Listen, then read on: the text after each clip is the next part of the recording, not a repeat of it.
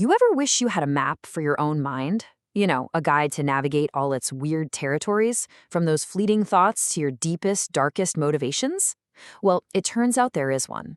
It's a foundational text of esoteric Buddhism called the Mahāvairocana Sūtra, and it is exactly that. Seriously, it's not just some old scripture.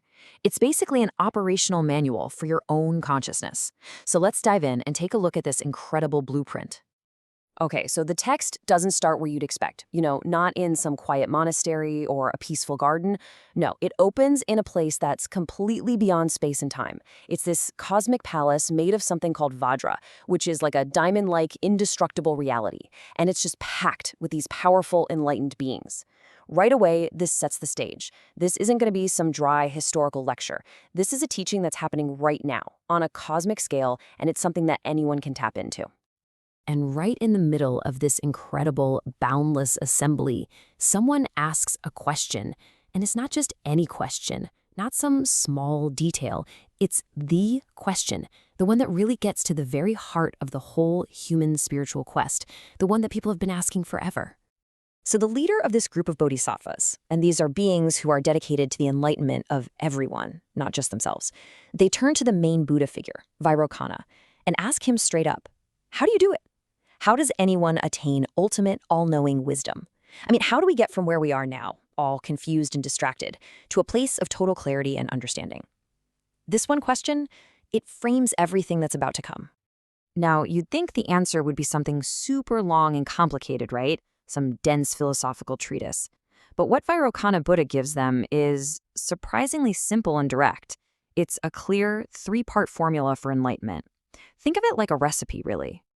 And here it is. This single line is pretty much the core teaching of the entire text. It says, the mind of enlightenment is the cause, compassion is the root, and skillful means are the ultimate. So let's break that down. The cause, or the seed you plant, is that first desire to wake up. The root, the foundation everything grows from, is compassion.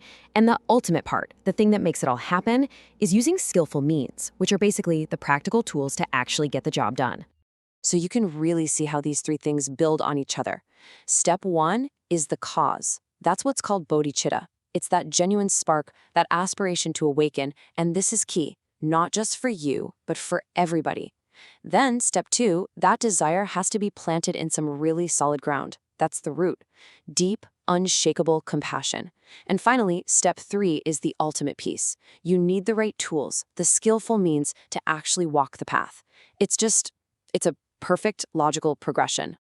Okay, so with this huge cosmic formula, where in the world do you even start? Well, the sutra brings us from that vast cosmic scale right back down to Earth. Or actually, even closer. It brings us to the most intimate and honestly, the most challenging place there is, right inside our own minds. The Buddha boils down that very first step, the essence of that mind of enlightenment, to this one single instruction: to know one's own mind as it truly is. That's it. No filters, no making excuses, no self-deception. Just an honest, unflinching look inside. The entire system, this whole huge thing, it all kicks off with just radical self-awareness. And that sounds simple enough, doesn't it? Know your mind. Okay, sure. But then the sutra immediately throws a wrench in things. It asks, what does that even mean? Is your mind just one single, stable thing? Think about it. Is the you that feels super generous in the morning the same you that feels petty and annoyed by the afternoon? Probably not, right? Well, the sutra's answer is a big, flashing no. It says that to truly know your mind, an ordinary person has to first see through and move beyond, wait for it, 160 different states of mind. 160. I mean, wow, that just brilliantly shows you how incredibly complex our inner world really is. And the list of these mind states is just fascinating. It kicks off with ones we all recognize immediately, like the greedy mind. Oh yeah, we all know that one. That familiar pull, that constant feeling of wanting more. And then, of course, you've got its opposite, the compassionate mind. That's the part of us that just naturally, genuinely wants the best for other people. But then the list gets wonderfully specific and really metaphorical. This is where it gets fun. For instance, there's the dog mind. And the sutra says, this is the mind that's happy and satisfied with just a little scrap, totally content with the simple things. Then you have the river mind.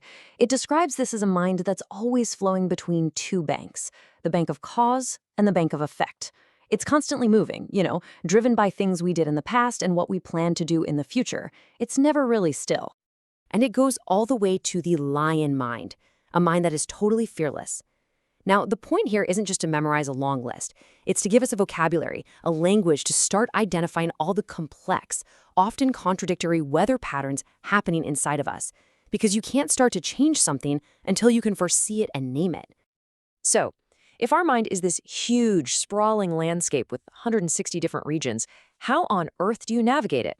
Well, this brings us right back to that third part of the formula, skillful means. And the main tool, the primary skillful means this text gives us, is the mandala. Now, a mandala is way more than just a pretty piece of art. The sutra literally calls it the mandala that gives birth to all Buddhas.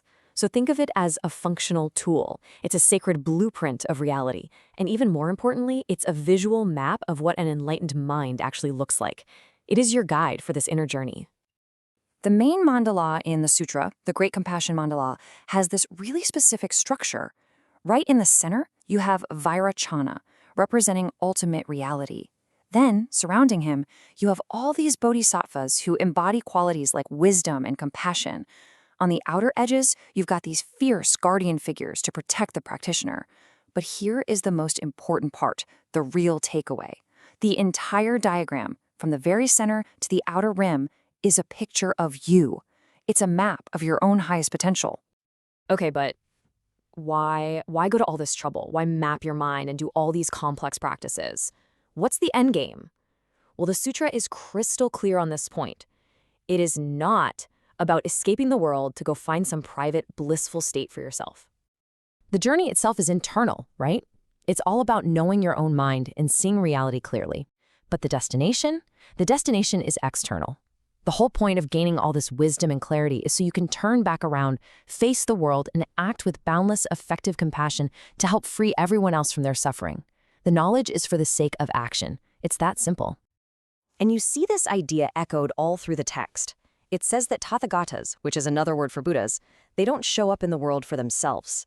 They appear out of this incredibly deep compassion with one single goal, to help free others.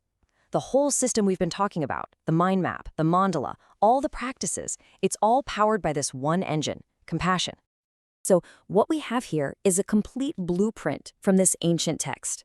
It tells us the key to wisdom is simple. Start with the desire to wake up, ground that desire in real compassion, and then use the tools, the skillful means, like just honestly looking at your own mind to make the journey happen. The map has been laid out for you. The only question left is, where are you going to begin?